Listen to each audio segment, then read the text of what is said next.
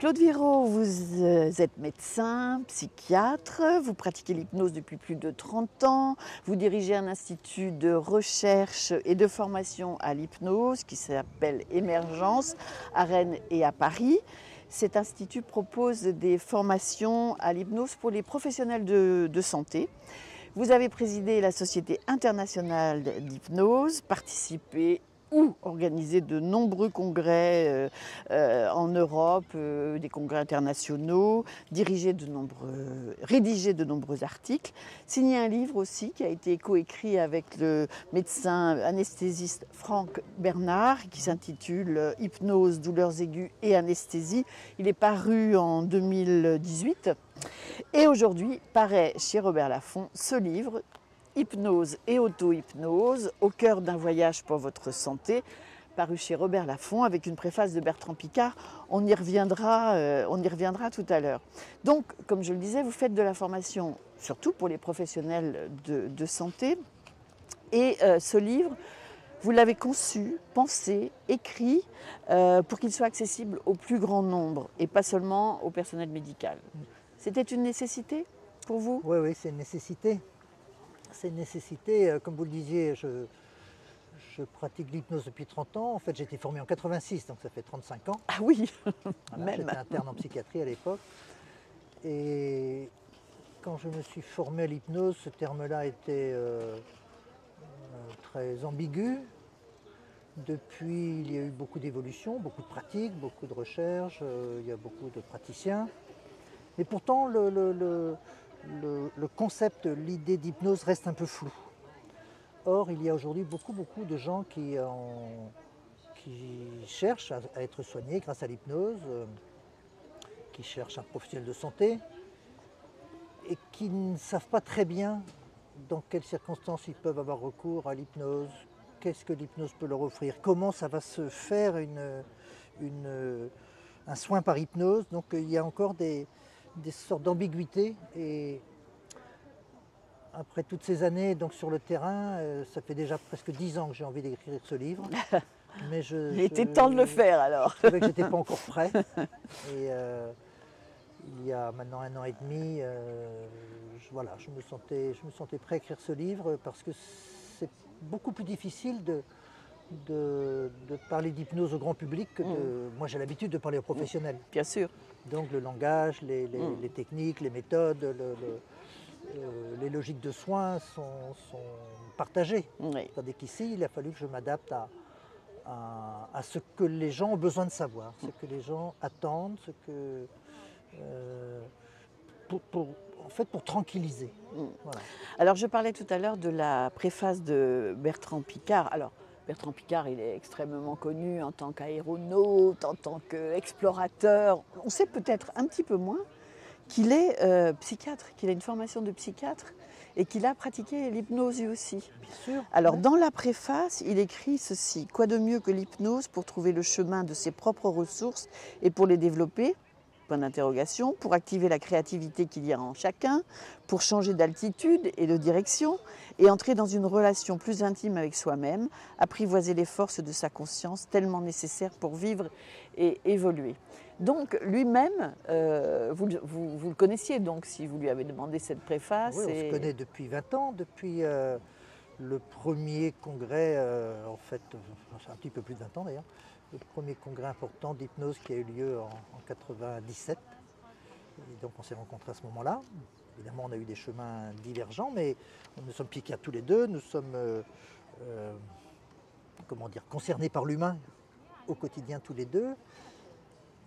Et je pense aussi on a la même orientation pour l'activation des ressources naturelles, voilà, celles qui nous entourent par exemple. Oui, oui. La lumière, Beau décor. l'eau, le soleil, Ça inspire. les arbres.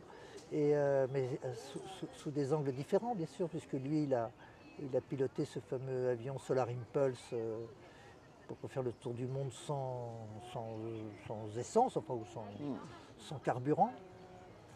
Donc en utilisant les ressources qui sont disponibles. Oui. C'est exactement ce que je fais au quotidien avec mes patients. Quand ils rentrent dans mon cabinet, je les observe, je parle avec eux et je cherche toutes les ressources qui sont là déjà présentes.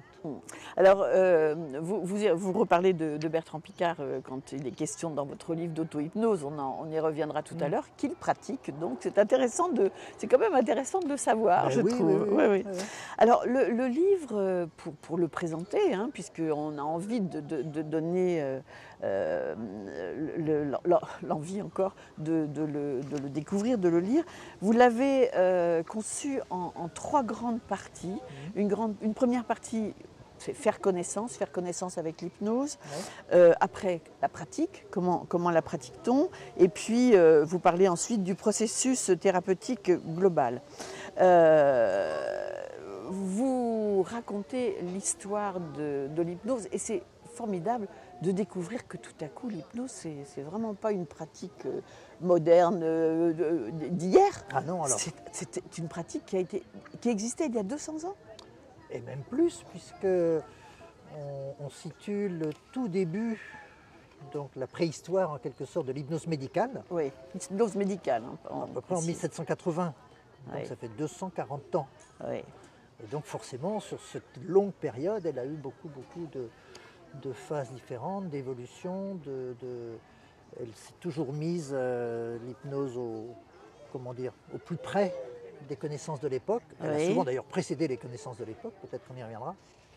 Et oui, c'est une très très ancienne pratique et qui, dès le début, s'est avérée indispensable pour justement pouvoir aider des patients que la médecine traditionnelle ne sait pas trop bien soigner. Oui. Alors, dans l'histoire, vous racontez, il y a des choses vraiment amusantes à découvrir. J'ai noté, comme ça, parce que j'ai grappillé dans le livre, mais j'ai noté par exemple cette histoire du fluide animal que l'on vend pratiquement en bouteille. En bouteille, presque. C'est fou, ça. Ben oui. Mais est-ce que chacune de ces histoires, même un peu amusantes et un peu... on fait quand même progresser les choses? Mais oui, bien sûr. À une époque, il y a un premier médecin autrichien qui se rend compte qu'il peut aider des gens à aller mieux sans leur donner de produits, sans faire de massage, sans faire d'alimentation. Alors il se demande comment ça peut fonctionner. Il se demande comment ça peut comme un bon scientifique. Et donc il cherche autour de lui, qu'est-ce qu'il y a comme connaissance à l'époque qui pourrait valider ça. Et il y a à l'époque une toute nouvelle découverte qui s'appelle l'électricité. Donc il se dit, il y a peut-être une sorte de phénomène électrique qui se passe et qui circule entre le soignant et le patient, et que par ce biais-là, le patient devient récepteur de ce qui s'appelle magnétisme, hein, parce que en fait très vite l'électricité, ou très tôt, va s'appeler électromagnétisme. Voilà, donc il imagine ça.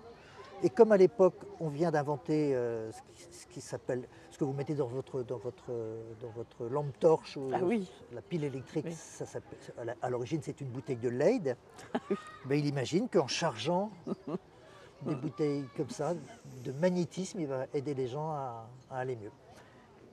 Et en fait ça marche. Et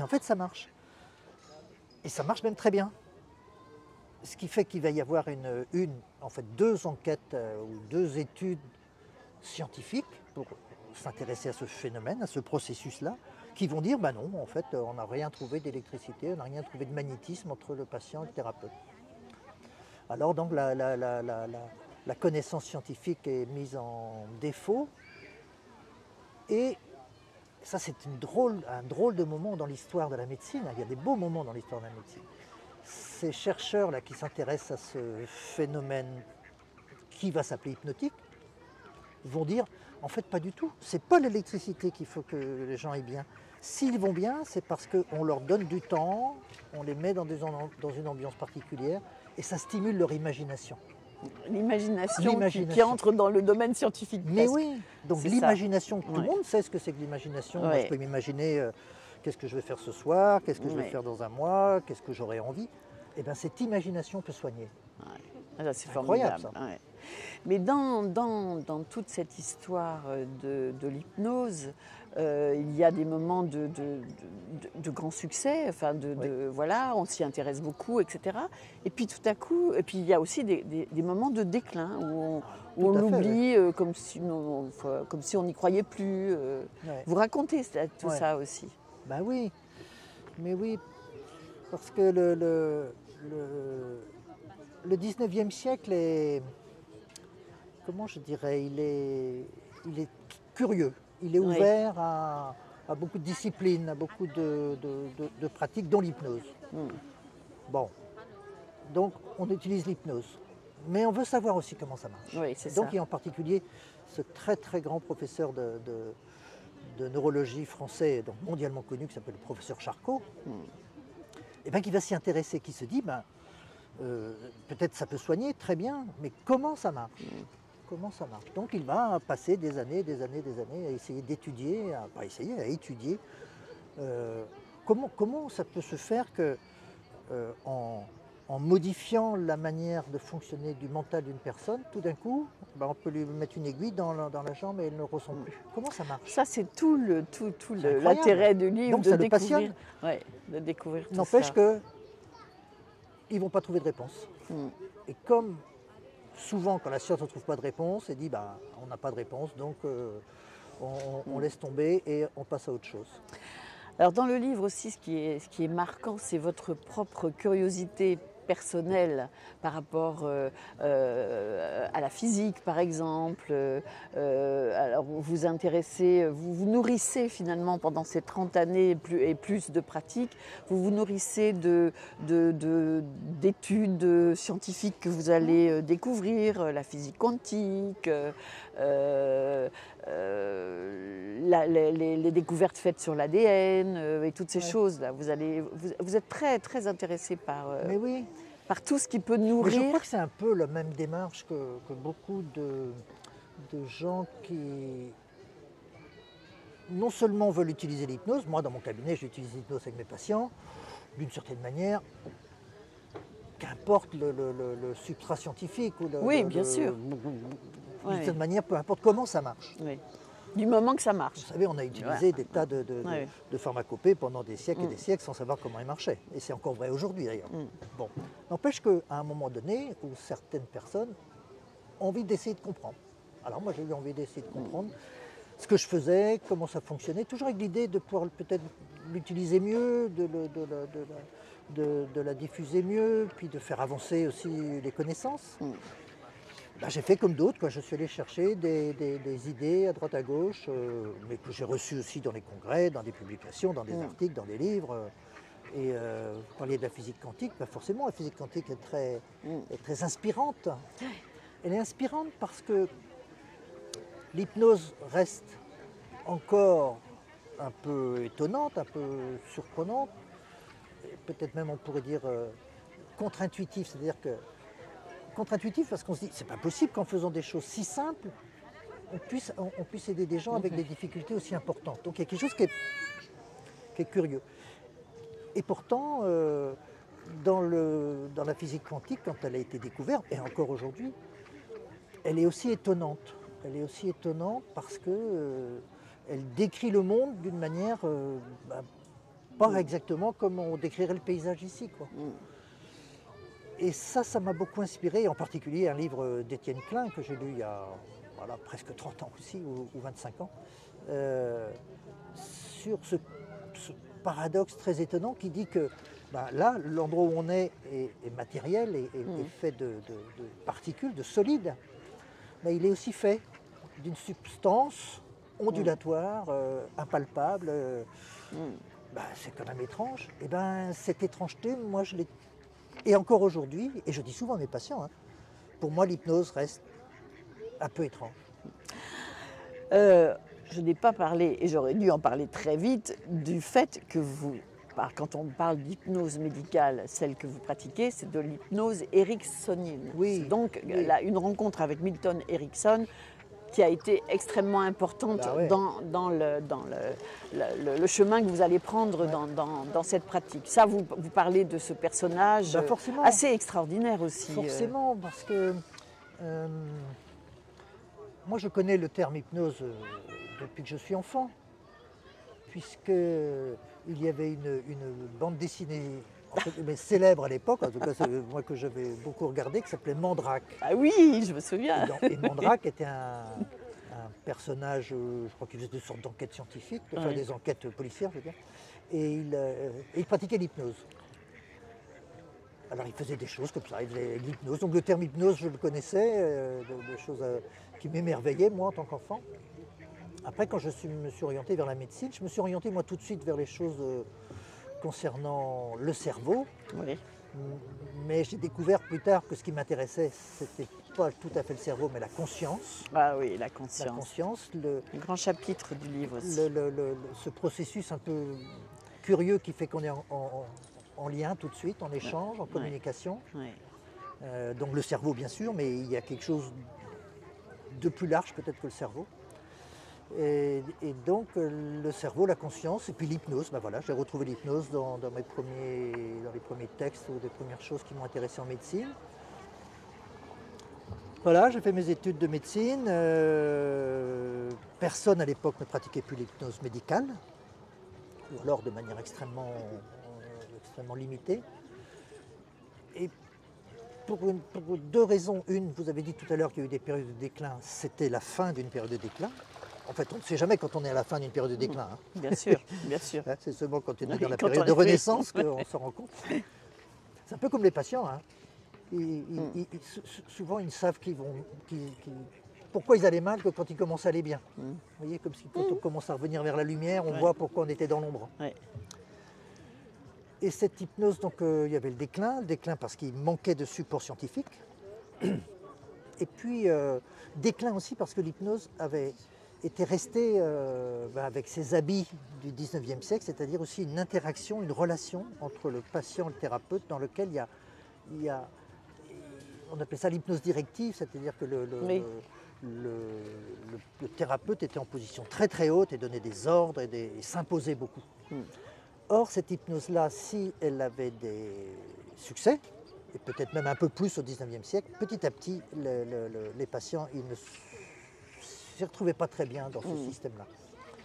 Et puis, il y a eu ce psychiatre américain qui, à partir des années 30, à peu près, lui, il s'est dit, mais en fait, l'hypnose, c'est-à-dire ce qui se passe à l'intérieur de mon patient, ben, c'est pas si compliqué que ça finalement.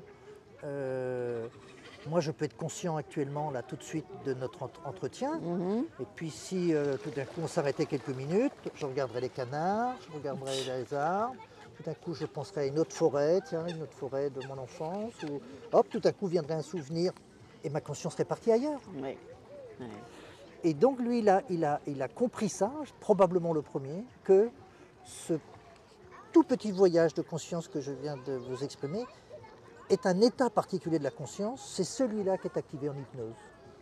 Et donc que l'hypnose active un processus naturel. Et ça, c'était alors tout à fait spectaculaire. Et vous avez... Il a mis longtemps avant que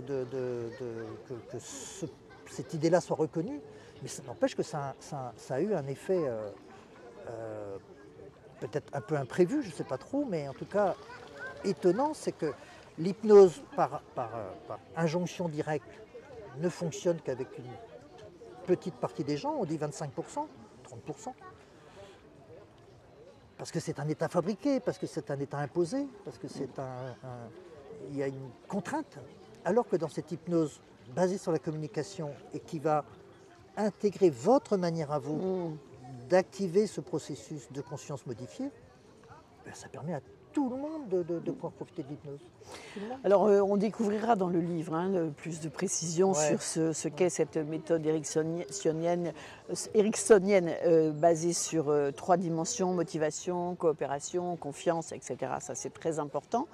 Alors, on a beaucoup parlé d'histoire, il faut quand même qu'on parle aussi de pratique. Mais là, la pratique, on va la découvrir aussi dans le livre. Vous alimentez beaucoup, on voit finalement que vous avez beaucoup appris de votre pratique et même de vos patients Oui, au évidemment. fil du temps. Et que cela a enrichi aussi cette connaissance de l'hypnose. que vous partagez ensuite avec Mais c'est presque tous les jours que des des patients professionnels de m'apprennent santé. quelque chose. Ouais. Presque tous les jours. Il y a beaucoup d'exemples. Presque tous les jours. Par exemple, il y a une méthode d'hypnose que j'aime beaucoup. Je les aime toutes si on veut, mais Ouais. il y a celle-là que j'aime beaucoup parce qu'elle est très, très, très, très imaginative de la part des patients, y compris de patients qui sont en difficulté importante et qui ont ou des dépressions chroniques ou des douleurs chroniques. Souvent, c'est des gens très figés, très, très refermés, très, très arrêtés dans leur vie. Soit par la peur, la douleur, la difficulté à avancer. Et cette technique va démarrer avec une sensation corporelle et on va demander à la personne de transformer cette sensation corporelle en une chose qui pourrait être réelle. La semaine dernière, il y a un monsieur qui a associé sa douleur avec un champ de pâquerettes, oui, un champ de pâquerettes, dans lequel il y avait des sortes d'épines. Ah oui, d'accord. Bon, bah, il a cueilli les épines, il a enlevé les épines, il n'y avait plus que les pâquerettes. Et à la fin de la séance, son genou allait presque bien. En fait, c'était il y a 15 jours. Et je l'ai revu hier. Et donc, il a aussi des douleurs au niveau des pieds. Donc, on a travaillé aussi, on a fait un autre travail d'hypnose pour ses pieds. Mais il me disait que son genou va mieux. Et il me disait, non, je crois que les pâquerettes, elles poussent bien. Vous voyez, Donc c'est un travail en commun. Pure, Oui, c'est de l'imagination pure. et je lui ai dit, bah ça, vous savez, je vais sûrement le raconter. Ouais, ouais. Parce que voilà, il m'apprend qu'on peut penser les choses d'une manière différente. Alors, c'est le premier patient en 30 ans qui me raconte ça. Chacun va imaginer les choses à sa manière. Et ça, c'est vraiment formidable parce que le patient n'a plus besoin de rentrer dans le processus mental du thérapeute, dans les idées du thérapeute, dans la conception du thérapeute. Il va pouvoir évoluer, changer les choses avec ses propres conceptions, ses propres idées, son imagination à lui. Alors, souvent, je dis avec des patients, dans quelle aventure vous allez m'embarquer, vous? C'est-à-dire, je ne sais jamais où on va. Ouais. Mais il est important quand même de dire, très très important de dire, à une époque où on parle beaucoup d'auto-hypnose, etc. aussi, qu'il y a quand même des protocoles à appliquer, que les professionnels de santé connaissent ces protocoles, qui utilisent l'hypnose connaissent ces protocoles, et que c'est absolument indispensable. Oui. Et même pour l'auto-hypnose, bon, il y a tout un chapitre qui est consacré, il y a aussi des... C'est ça, il y a les deux dimensions. Voilà. Il y a la rigueur du protocole et la souplesse de la créativité. Et bien souvent, quand vous regardez, les choses les plus créatives qu'on puisse faire s'expriment dans un cadre. Un tableau, par exemple, c'est fait dans un cadre. Donc il y a des bords, il y a des limites, et à l'intérieur, on peut être créatif. Vous, évidemment, vous allez aussi parler du temps dans le livre, parce que c'est quelque chose d'important. Vous citez une phrase d'Henri Bergson qui dit « La conscience est un trait d'union entre ce qui a été et ce qui sera, un pont entre le passé et l'avenir. » Et donc, vous posez la question, pourquoi ne s'orienter que vers le passé pour soigner? Bien sûr. Alors qu'on est toujours... Bien sûr. On est toujours attiré... Enfin, comment je vais dire, attiré par le futur, j'allais dire. Non, entraîné vers le futur. Historiquement, le passé. Oui. Les soins psychiques sont beaucoup orientés vers la compréhension du passé. Oui. Si je comprends pourquoi je vais mal, je vais aller bien. Oui. Donc je vais puiser des ressources dans le passé. Et ça a de la valeur. Oui. Mais ça a une valeur limitée. Oui. En fait, quand on regarde bien, si vous êtes malade aujourd'hui, la guérison ne peut venir que demain, ou dans 1 heure, ou dans 10 minutes. C'est dans le futur. Et donc, à partir des années 70-80, il y a des thérapeutes qui ont commencé à penser que s'appuyer sur le futur était une ressource considérable pour pouvoir aller bien. Par exemple, quelqu'un qui est on va reparler de douleur, on peut parler d'angoisse. Tiens, pendant quelqu'un qui aurait de l'angoisse dans les réunions professionnelles. Si dans une expérience hypnotique, il peut arriver à s'imaginer en train de parler dans un groupe, On sait maintenant par des recherches scientifiques que quand on fait cette action-là, intensément, parce que je peux m'imaginer que je parle en public, mais en hypnose, cet acte d'imagination est décuplé, est très puissant. Et bien cette force-là de l'hypnose fait que c'est presque comme si cette personne-là avait déjà parlé en public. Ouais. Autrement dit, elle se fabrique une mémoire du futur. Et quand elle finit cette expérience hypnotique, il y a un souvenir, enfin il y a une connaissance d'elle en train de parler en public. C'est-à-dire en s'appuyant sur le futur et en s'appuyant sur une image de la guérison. Ah non, c'est absolument passionnant. Je continue à grappiller, à te donner envie. Vous citez aussi une phrase d'Alain Berthoz, qui est ingénieur et neurophysiologiste, qui a une chaire de physiologie de la perception et de l'action au Collège de France, excusez du peu quand même, et qui a développé une théorie intéressante sur le fait que notre corps aurait deux dimensions, l'une réelle et l'autre virtuelle. Et ça vous a intéressé, interpellé aussi. Ben oui. Toutes les choses qui m'ont intéressé dans les disciplines scientifiques, donc hors médecine, enfin, autour de nous, m'ont amené à imaginer que... On a parlé pendant très très longtemps d'un couple conscient-inconscient. Et ça, j'ai trouvé ça très très insatisfaisant. Parce que, bon, la conscience, on ne savait pas trop ce que c'était. Alors de là à parler de l'inverse de quelque chose qu'on ne connaît pas. Oui. Donc on est dans du flou, quoi. Et depuis longtemps, j'avais commencé à imaginer que plutôt que de parler de ce couple conscient-inconscient, je préférais parler d'une conscience au contact de la réalité, ce qu'on fait là, ou quand je regarde l'arbre ici ou le ciel.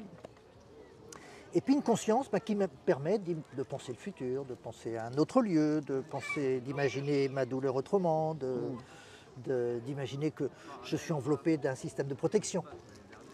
Et bien de parler de conscience virtuelle. Une, c'est le concret, l'immédiat, ce que je peux observer, analyser. Et puis une autre qui peut être beaucoup plus large, qui peut partir dans le rêve, l'imagination, la créativité. Et puis, d'un autre côté, on a toujours su, tous les gens qui ont fait de l'hypnose ont toujours su que l'hypnose modifie des processus corporels. Déjà, on sait que ça entraîne, par exemple, de la détente. Donc la détente, ça veut dire que ça modifie l'équilibre musculaire, l'équilibre articulaire, la respiration, le rythme cardiaque. On ne dort pas. Hein. Et comment... Non, on ne dort pas. On ne dort pas. Ah non, au contraire. C'est l'éveil, presque. Non, au Oui. On pourrait dire que c'est un état d'hyper-éveil. D'hyper-éveil, de conscience éveillée. Et donc, depuis longtemps, on sait qu'un certain schéma mental va modifier ce qui se passe dans le corps. Mais alors, est-ce que ça va modifier directement les muscles? Est-ce que ça va modifier directement les poumons? Est-ce que ça va modifier directement le tube digestif? Voilà, je ne sais pas trop. Et pourquoi ne pas imaginer que notre conscience, qui nous met en contact avec le monde, elle nous met aussi en contact avec le monde intérieur. Et notre première dimension intérieure, c'est notre corps. Et d'où l'idée que j'avais moi un petit peu comme ça, mais vraiment les travaux de Berthoz ont stabilisé bien cette idée-là, et bien que notre corps aurait aussi une dimension virtuelle. D'ailleurs, on parle de schéma corporel. C'est quoi le schéma corporel? Le schéma corporel, c'est ce qui me permet de savoir quand je bouge mes mains, jusqu'où les bouger pour ne pas arriver jusqu'à vous. C'est ce qui vous permet de tenir le livre. Vous savez comment le tenir. Mais vous n'avez pas besoin de réfléchir à ça. Non. Il y a tout un savoir comme ça, toute une conscience du geste, de l'attitude, de l'équilibre, de la respiration qui est, on dit parfois implicite aussi, qui est virtuelle. Et donc un corps virtuel, un corps réel. Alors probablement, voilà, là on en reparlera dans quelques années peut-être, mais probablement l'hypnose agit par l'intermédiaire de ce corps virtuel aussi. Ouais. Et par l'intermédiaire du corps virtuel, eh bien, elle peut générer des modifications dans notre réalité physique. Alors j'ai un peu volontairement pas oublié parce que c'est très important dans le livre, mais laissé un peu de côté toute la pratique, ce que vous décrivez, les pratiques que vous décrivez, les expériences que vous faites, enfin les expériences que vous amènent aussi les patients, etc., etc. J'ai laissé de côté le chapitre sur l'auto-hypnose où là vous expliquez exactement comment ça peut aider et vous revenez sur Bertrand Piccard qui l'utilise lui-même, voilà, parce qu'on s'attend à trouver tout ça. Mais on s'attend à trouver tout ça dans le livre. On apprend énormément de choses je crois que quelque part, c'est écrit réconciliation entre corps et esprit et entre soignants et patients. Ouais. Mais oui, donc réconciliation entre le corps et l'esprit, ça c'est sûr. Oui. Et rapprochement. Je pense que ce concept-là de réconciliation entre le corps et l'esprit, je crois que ça a été un des moteurs de ma vie, quoi. Ouais, Je crois que c'est pour ça que l'hypnose m'a intéressé. D'abord, elle m'a intéressé parce qu'elle soigne. Hein. Mais sur le plan, on va dire, scientifique ou intellectuel, moi j'ai commencé à faire de la psychiatrie en 83, donc ça fait bientôt 40 ans. D'un côté, il y avait le monde du mental et de l'autre côté, le monde du corps. C'est encore largement vrai d'ailleurs. Hein. Oui, il y a encore les hôpitaux du corps, les hôpitaux de l'esprit. Oui, c'est vrai, c'est vrai. Il y a encore les soignants du corps, les soignants de l'esprit. Moi, quand je suis devenu psychiatre, mes collègues médecins amis me disaient que je n'étais pas un vrai médecin. Ah oui. Oui. Que j'étais psychiatre. Ouais. Un vrai médecin, c'est celui qui s'occupe du corps. Ouais. Donc cette séparation était quasi totale. Et moi, j'ai toujours dans l'idée de réconcilier des inconciliables, de rapprocher les gens. Quand je fais des congrès, c'est la même idée. Pourquoi on sépare notre réalité physique et notre réalité intellectuelle? C'est pas possible, quoi. Donc, depuis toujours, moi, j'ai toujours pensé que ces deux dimensions étaient comme les deux côtés d'une même pièce. Si la pièce a un trou d'un côté, elle a une bosse de l'autre. Mais c'est de plus en plus entendu maintenant quand même. Alors, les choses ont beaucoup évolué. Donc cette réconciliation entre le corps et l'esprit, bon, aujourd'hui, elle a bien progressé. N'empêche que c'est pas encore tout à fait acquis, pas partout, hein. Pas partout. Il y a encore beaucoup malheureusement, de soignants qui voient les choses de l'esprit, de la conscience, du mental, comme ça, de manière un peu distante, et en se disant, oh là, c'est compliqué, alors que c'est pas compliqué du tout. C'est pas compliqué. C'est pas compliqué, c'est ce qui est nous au quotidien, alors c'est pas compliqué. C'est pas plus compliqué la conscience du futur que la manière dont fonctionne le cœur ou de rotule. Et donc il y a besoin quand même encore aujourd'hui de rapprocher ce que les gens qui souffrent ont besoin, ce dont ils ont besoin, de ce que les soignants peuvent amener. Et donc, il y a besoin de recréer quelque chose de beaucoup plus dans la communication, beaucoup plus de faire attention à ce dont le patient a besoin, et surtout de ce qu'il amène, lui. Quelles sont ses capacités aujourd'hui? Quelles sont ses ressources? On a tendance à voir, moi j'ai appris à faire comme ça, par exemple quelqu'un qui fait, je ne sais pas moi, qui a un trouble du sommeil grave. J'ai deux stratégies, en gros. Soit je fais en sorte, je l'aide de mon mieux pour lui enlever ses troubles du sommeil. Donc j'ai une stratégie médicale par soustraction. Je ne sais pas ce que je mets à la place, hein, mais on enlève. Et une autre stratégie médicale qui consiste à aller chercher ses potentialités, ses ressources, la manière dont il sait déjà être calme, la manière dont il sait déjà être en sécurité, pour les développer. C'est une stratégie par développement et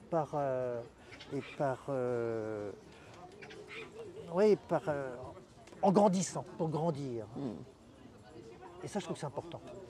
Écoutez, moi je trouve que le livre est passionnant, qu'on ait envie ou pas envie de faire appel à l'hypnose, d'apprendre ou pas l'auto-hypnose, on apprend énormément de choses sur le potentiel, potentiels que l'on a, Et tout le monde, même des gens qui sont avec des difficultés importantes. C'est un très beau livre qui s'intitule Hypnose et auto-hypnose, au cœur d'un voyage pour votre santé, préfacé par Bertrand Piccard et paru chez Robert Laffont. Merci beaucoup. Et un petit mot pour finir. J'ai commencé vraiment la rédaction de ce livre au mois de juin 2020, sous forme d'entretien. Et ces entretiens étaient vraiment précieux. Et ils ont été réalisés avec une certaine Maëlle Chanterelle, C'était pas la peine. qui est de devant le moi citer. en ce moment. Qui n'est pas- Non, mais c'est vrai que j'ai beaucoup Et merci appris. Maëlle. Merci à vous. Merci Claude.